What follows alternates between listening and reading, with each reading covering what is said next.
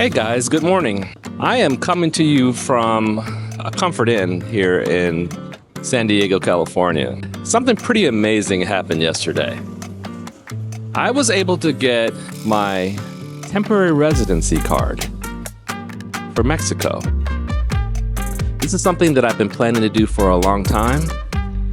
But what makes this thing amazing is I was able to get it in 20 minutes. And I was able to get it without having to overstay a visa. I was able to get it without having to go to a US consulate and then having to prove any sort of financial solvency. And then having to go to Mexico to go to the immigration office after doing that, which is a very, very long process.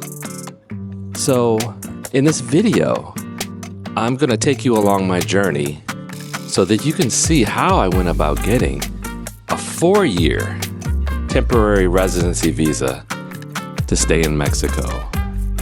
Not a 1 year, a 4-year. And how I was able to do that in 20 minutes without having to overstay a visa. So let's get started. So I'm here at my gate in Phoenix. I'm getting ready to head to San Diego, California. As I mentioned earlier, I'm going to San Diego because I'm going to meet up with a Mexican immigration facilitator. He is going to take me to Mexico. We're going to cross over into Tijuana, and he's going to take me to the consulate, the immigration office, I should say, in Tijuana. At that point, I'm going to get my temporary residency card. This is something that Avi and I, my wife, have been planning for quite some time, and we're real excited to do it. For a lot of you, especially those who've been following me for quite some time, are wondering why in the world would I be considering a move to Mexico? Well, the list is quite long, but there's a couple of reasons that really kind of are at the top of the list. First and foremost, I'm 56 years old, and retirement is coming soon.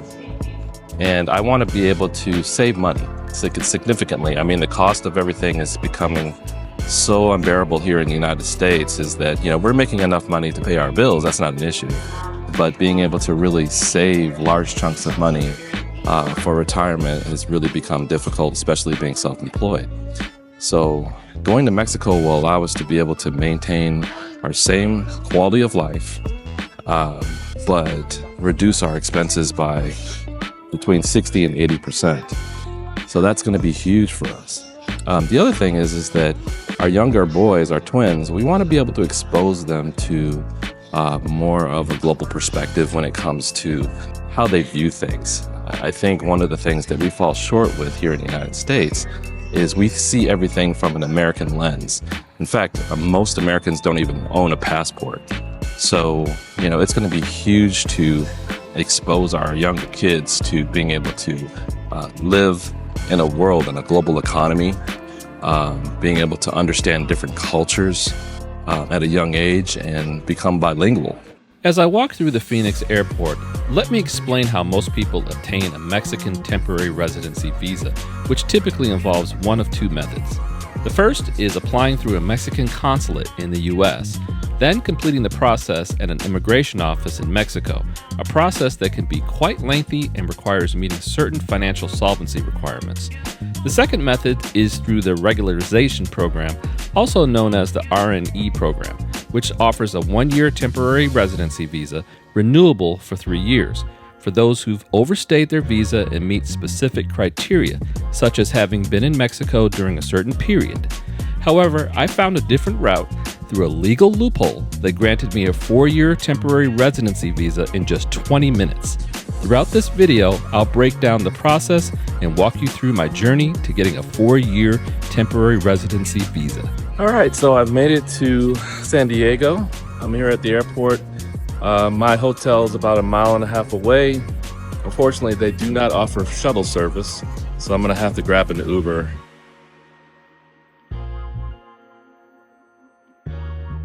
I'm staying at the Comfort Inn Suites that's near the harbor. It's about 2.5 miles away from the airport here in San Diego. The one thing I can tell you is that the hotels in this area are pretty expensive.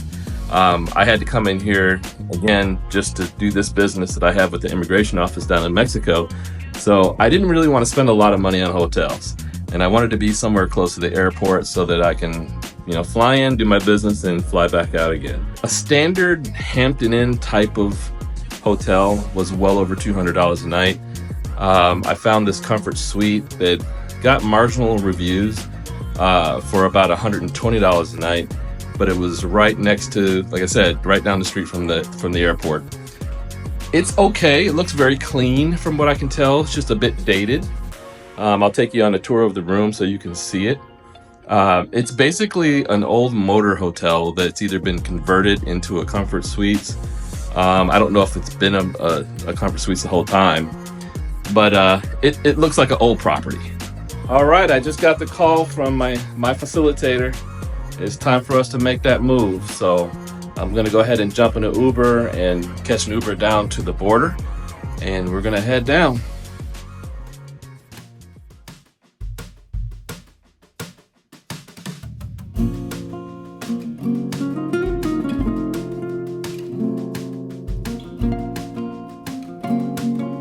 I'm here at the Las Americas Premium Outlets. It's right here on the border of Tijuana and San Diego, kind of the southern part of San Diego. Waiting on my facilitator. He's gonna meet me here at Starbucks here in a little bit. And then we're gonna ride over the border and down to the coast. So it's about probably a 40 minute ride. So I'm just gonna hang out here for a little bit. Maybe pick up some coffee, walk around this little plaza. It's kind of like an outlet. It's got a lot of, stores like Ralph Lauren, Pandora, Michael Kors, just your standard outlet. So it's real nice. This is my first time coming to the San Diego area. It's like one of the few cities in the United States that I've never been to. So I wish I had more time. I've been wanting to check out the San Diego Zoo, and there's a battleship here too that I've been wanting to check out. But fortunately, I don't think I'm going to be able to stay this long, so we'll have to come out and make another trip. So we're on our way into Mexico now. You're gonna get your residency for 4 years. I'm gonna get my residency. That's right. So I've been looking forward to doing this for quite some time. All right, let's go. And as we cross into Tijuana, the first thing I notice is nothing. No checkpoint, no questions, just a smooth drive right across the border. This area, formerly known as the Free Zone, stretched 22 kilometers into Mexico. At one time, you didn't even need an FMM or a visitor visa to travel within this zone. Here's the twist though, they don't actually check you at the border, and that's the key to my process. By entering without getting a new FMM, I was technically still in Mexico on my last visa, the one that expired when I was here 9 months ago. It's a loophole in how the system works, and it's what allowed me to bypass the usual requirements for overstaying a visa. As we're driving on the outskirts of Tijuana towards Rosarito, I see how the scenery shifts.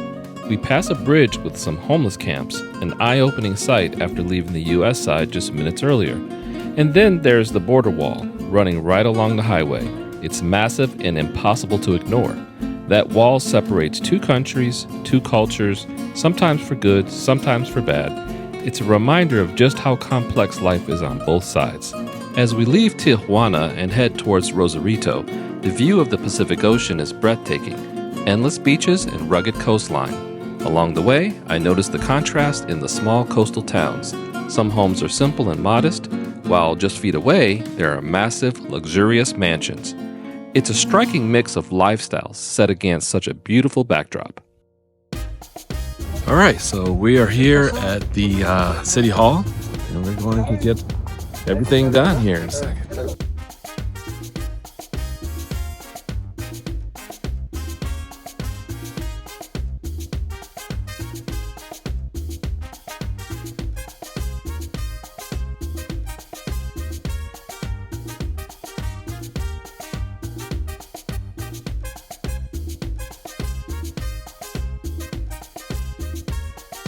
At the immigration office, everything went incredibly smoothly. In less than 20 minutes, I had my 4-year temporary residence visa in hand. No hassles, no delays. On the ride back, we took the city center route through Tijuana. At night, the streets were packed with people and cars, with bright lights from shops and restaurants everywhere. Pharmacies seemed to be on every corner, and ambulances were weaving through the traffic. The energy of the city was nonstop, busy, crowded, and chaotic. It's clear this part of Tijuana caters to just about every need. As we approached the U.S. border, we joined a long line of cars waiting to cross back. Even at night, it took us about an hour and a half, which honestly isn't bad. This border between Tijuana and San Diego is the busiest in the country, and during peak times, that wait can stretch from 4 to even 6 hours. While we crawled forward, street vendors worked the lanes, weaving between cars to sell everything from food and ice cream to souvenirs. It felt like a moving marketplace, adding a bit of energy to the otherwise slow and tedious process of getting across. Thanks so much for watching. If you're interested in learning more about how I went through this process, or if you'd like an introduction to my immigration facilitator, feel free to reach out in the comments. I'd be happy to help. Don't forget to like and subscribe to the channel for more travel-related content, and leave a comment below to let me know your thoughts. I'll see you in the next one.